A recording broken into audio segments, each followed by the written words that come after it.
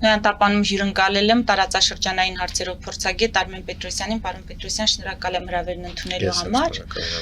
Դուք Ադրբեջան մեկնած քաղաքասարակության ներկայացուցիչների խմբում էիք, ինձ հետաքրքիր է ձեր տպավորությունները ինչպիսին էին, ինչպես կգնահատեք խաղաղության կամ մուրճ այդ նախաձեռնությունը ինքնին եւ ամենակարևորը ինչ մեսիջներ ուղարկեցին Բաքվից, Ադրբեջանից, ի վերջո դուք հանդիպել եք Ալիևի օգնականի հետ։ Շնորհակալ եմ, ես մասնակցել եմ այդ նախաձեռնությանը իբրև փորձագետ, իբրև որբելի վերլուծական կենտրոնի ներկայացուցիչ, բնականաբար իմ մասնակցությունը եւ նաեւ իհարկե գնահատականները ավելի փորձագիտական մակարդակում են։ Նախաձեռնությունը բնականաբար ողջունում եմ, որովհետեւ արկա իրավիճակում թե տարածաշրջանում, թե աշխարհում եւ թե նաեւ Ադրբեջան-Հայաստան հարաբերություններում բավականաչափ կարևոր նախաձեռնություն եւ հավելյալ հնարավորություն է գոնե փորձագետների համար ավելի լայն համատեքստում, տեղում, ուղիղ անմիջական շփումների արդյունքում ընդ որում ոչ միայն հրապարակային կամ այսպես պաշտոնական շփումների, այլ նաև մասնավոր շփումների արդյունքում, այսպես նաև դաշտային աշխատանքի արդյունքում հասկանալ իրական իրավիճակը կամ ստանալ որևէ պատկեր, որը շատ ավելի մոտ է իրականությանը, քան մեր սենյակներում նստած, զանգվածային լրատվամիջոցներ կարդալիս, եթեր դիտելիս կամ սոցիալական ցանցեր մշտադիտարկելիս, այնպես որ հավելել հնարավորություններ, որը գոնե ես որպես փորձագետ ինձ համար տեսա հնարավորություն տեղում իրավիճակին ավելի այսպես առարկայորեն ծանոթանալու եւ իմ վերլուծությունները այսպես նաև ամրապնդելու, ասեմ, որ բավականաչափ այսպես ամրապնդվեցին այն մոտեցումներս, այն վերլուծություններս, որ այս պահին ադրբեջանական կողմը եւս հակված է խաղաղության, որովհետեւ խաղաղությունը այս պահին նաև բավականաչափ կարևոր եւ անհրաժեշտ է Ադրբեջանին, ընդ որում դա երևաց ոչ միայն փորձագիտական քննարկումների ընթացքում, այլ նաև Ադրբեջանի նախագահի օգնականի հետ հանդիպման ընթացքում, երբ որ գիտակցում էր, որ նրանց մոտ եւս ուրեմն ակնհայտ առկա է մոտոցիմների փոփոխություն եւ այնպիսի գիտակցման այսպես դոմինանտություն, որ Հայաստանի եւ Ադրբեջանի եւ ընդհանրապես մեր տարածաշրջանին մարտահրավերները ընդհանրական են եւ եթե տարածաշրջանին եւ դիմաց եղավ լուրջ անվտանգային մարտահրավեր, ապա դա լրջագույն սպառնալիք է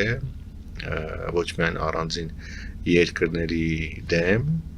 դա կնի օրինակ Ադրբեջանի, Հայաստանի կամ Վրաստանի դեմ առանձին որպես այդպեսին, այլ ընդհանուր տարածաշրջանի դեմ։ Այդ համատեքստում բնականաբար մոտեցումներն են փոխվել, ակնկալիքներն են փոխվել, հաշվարկներն են փոխվել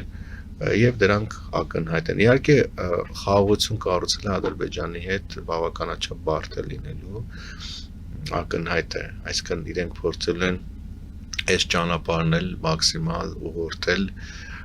եւ իրենց շահերի ուրեմն տիրույթում, հա, այսինքն անգամ եթե կա ինչ որ նվազագույն տարական հարց, որ կարող են, ասենք, զիջել կամ փոխզիջել, իրենք փորձել են դրա դիմաց ինչ որ բան ստանալ։ Դա ակնհայտ է, այսինքն իրենց մոտ կա այդ հակվածությունը գնալ խաղաղության, այդ խաղաղությունն էլ պետք է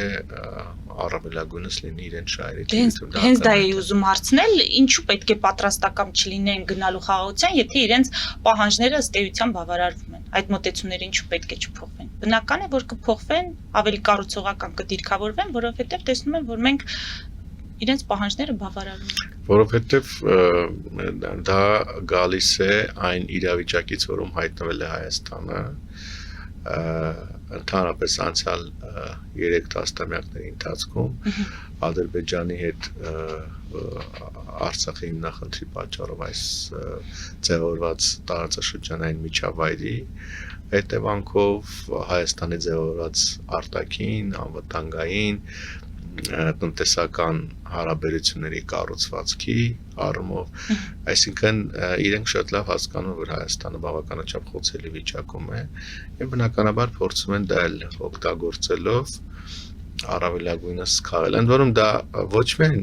այսպես ասեմ, հա, պրագմատիկ քաղաքական ուղեգիծ է, այլ դապես թուրք ժողովուրդներին